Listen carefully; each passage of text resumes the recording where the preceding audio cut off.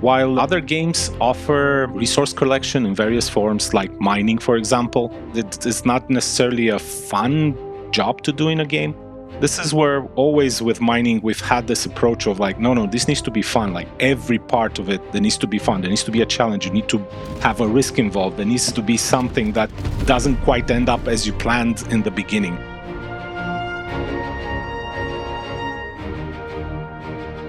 When I was with a friend and we hit the Aran belt to look for some Quantanium, we stumbled over the problem that with a proper setup of the prospector, it was not even possible to crack like the biggest stones.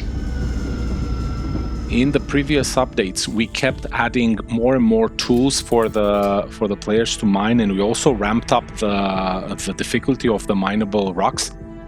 This presented us with a bit of a problem where, since we went more and more towards a multiplayer, mole experience, 2-3 prospectors working together, the problem became that single players kind of were unable to reach that content, not being able to mine very hard rocks. So we figured out that there is a niche that we need to start catering towards. So whatever we did for single player needed to be harder and have heavier risks involved. So this is where we came up with the idea of the mining gadget. The mining gadget allows the player to access those super difficult rocks, but it comes with an entry-level cost. It comes with an inherent risk, which is anyone can just come in, shoot you, they can come in and steal your ship. There's so many things that can happen. In total, we have right now 6 devices. So we have one, like the Bormex, that is for resistance reduction. We have the Sabia, which is for instability. Wave shift, it's a mix of resistance reduction and increasing the optimal charge window. We have the Okunis one, which is also for instability reduction and having the optimal charge increase. Then the Stalwart, it's increased charge rate and also some moderate resistance reduction. And Optimax is for the optimal window increase and optimal charge rate increase. So part of the idea behind this was that, there's a conscious decision that you think, okay, this mining deposit has a lot of stuff I want. It's quite difficult to mine. I'm going to take a little bit more time, go outside and place this gadget. Once you placed it, then you have to find the resonance of the stone that you just attached the device to. It's our minigame, but it's a meaningful minigame. It's kind of a small puzzle, aligning some slider bars with a wave. The idea is that if you get over a certain percentage, you can activate it. There's a confirmation, so it starts blinking. That means that it's now functional. You get back to your prospector and you do your mining process. It's gonna put this effect on the rock until you destroy the gadget, you deactivate it, or the rock breaks apart. Right now we're really working on the animations and the art for it. It's gonna be a lot of work in progress.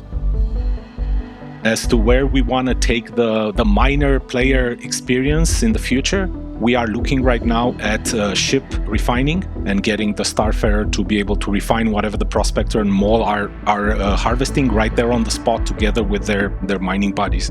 And that's what we think will close that lovely gameplay loop of resource acquisition from mining. Mining gadgets are the latest in a long line of expansions and improvements to the overall mining gameplay as the team continues bringing it up to what we'd consider a gold standard for other professions to follow. And you can look forward to working with them when they arrive in the upcoming Alpha 3.16. But up next, it's sprint report time, so let's get to it.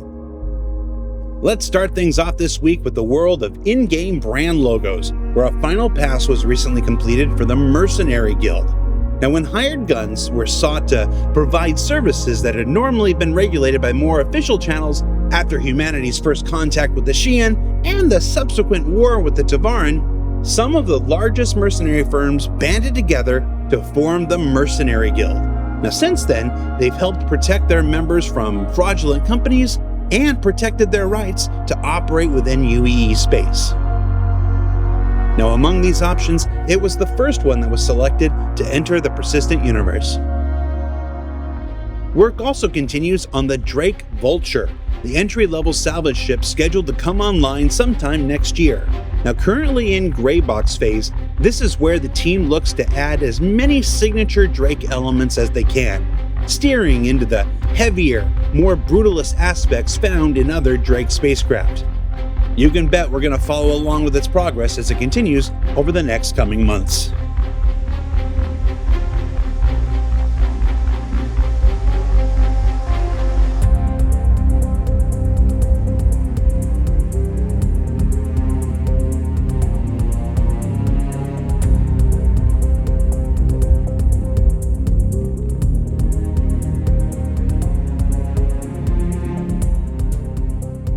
Moving on over to the character team, members have taken a sprint to update some of the texture sets for the various inhabitants of the persistent universe, both NPC and player-controlled alike.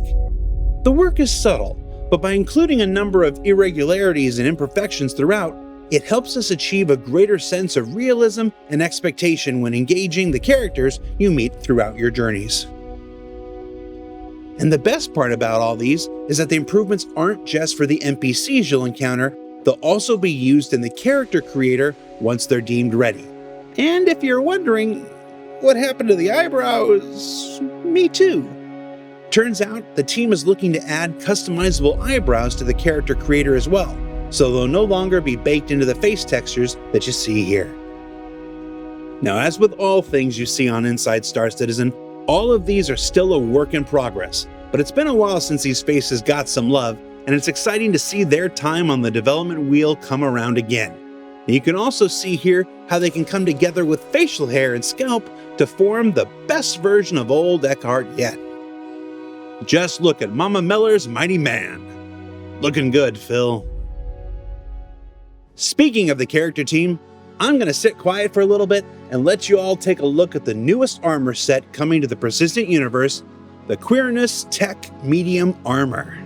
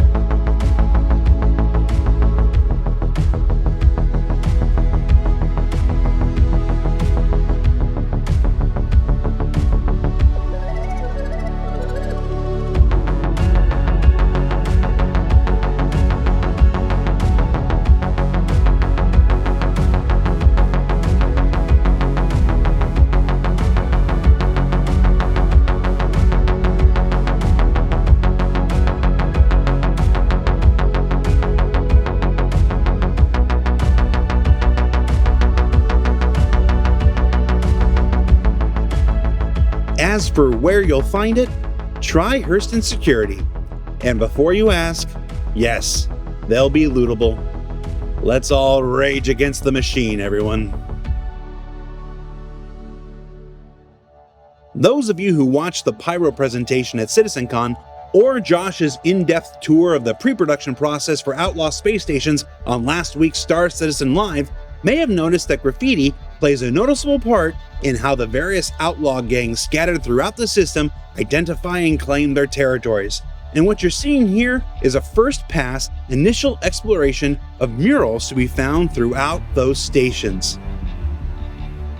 These are the earliest of explorations, helping us see what works and, often equally as important, what doesn't work, what doesn't read to the player, and what simply is or isn't the right ethos for each gang as the narrative team had designed them. Now from here, explorations will continue, and if you haven't seen the full-length pre-production explorations of these upcoming Outlaw space stations, you can check out the SCL replay with Josh Van Zulen up now on YouTube. Just don't let the Italian Spider-Man ruin it for you. It was a good demo. Josh did really good. You can see it after that part. And continuing with the Outlaw space station explorations, the team began a pass on some new exterior thumbnails, looking for ways to differentiate the structures found throughout Pyro from the ones you're familiar with in Stanton. Now, we've said it before, but it always bears repeating. Concept stage is the testing ground for new ideas, and most of the early concepts you see for any character, feature, or location may never be taken to completion or implementation. And in some cases, like good old number 1 here, they may actually be held for potential use in a different star system other than the one it was originally intended for. But that's how the process works. As for which one or ones will move forward into the Pyro system, it's still too early to say, but we'll be following along with every aspect of the new star system from now until the day it arrives in the persistent universe. So what did we learn this week? Well, we learned that the impressive faces in the persistent universe are well on their way to being even more so. That there's gonna be some mayhem on the outskirts of Hurston as people try to obtain the latest fashion. That just because you're an outlaw doesn't mean you can't express yourself artistically. And that Pyro aims to be the anti-Stanton in every way it can be, including its space stations. Now, Alpha 315 is currently available to all players on the PTU, and it should be going live. It's so close it could shoot you full of Roxafen and you wouldn't know it until it's too late. Keep an eye out on the website to find out when. And don't forget to check out the new 400i from Origin and the You Dropped the Bomb on Me, baby, Hercules A2 from Crusader Industries. And we're just 2 short weeks away from Alpha 315-1 and the Intergalactic Aerospace Expo. So to kick things off, next week's show is dedicated entirely to the Vehicle Experience team and their work on 315, 316, and beyond. So come on back and check that out. For Inside Star Citizen, I'm Jared Huckabee with a haircut. We'll see you all next week.